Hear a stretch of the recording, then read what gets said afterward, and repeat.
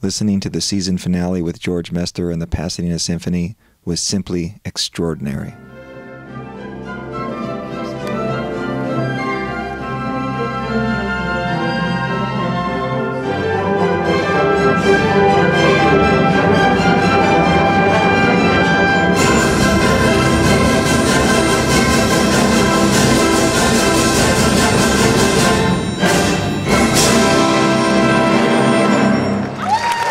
Hello and welcome to CulturalDiplomat.com. We're back here with Pasadena Symphony for Bravo Beethoven, and we're here with Jennifer Frauci.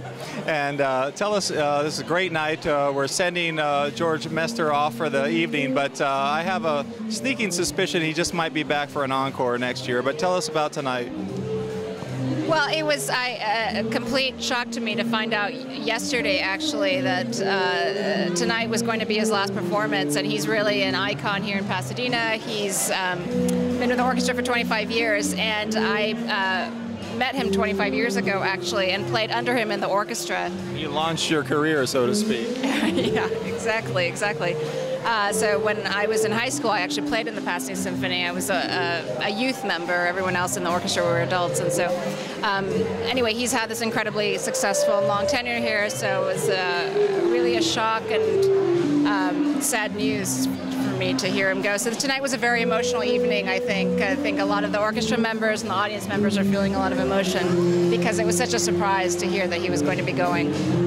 And what is it for you about being a violinist and the music that speaks to you? What does it for you every day to get up and practice it? Well, it's a good question because the practicing part of it and the day-to-day maintenance can be very difficult and very taxing because I can't really take a day off. It's like being an athlete in that sense. But the thing that I love about it is that you can get up on stage, or even not a stage, you can play in a small room for just a handful of people and communicate with them in a way that you can't when you're speaking verbally. You know, when we're talking one-on-one like this, or if you're talking within a big group of people, you can express certain feelings and thoughts.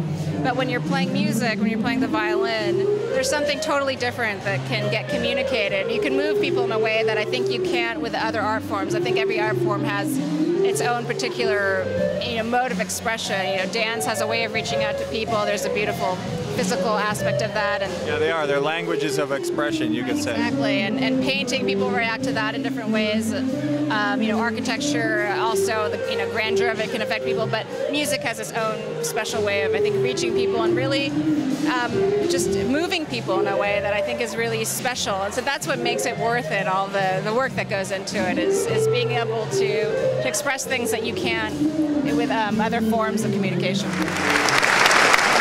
I don't think any conductor in the history of the world has been lucky enough to work with an orchestra that is so magnificent and so loving. That doesn't happen very often.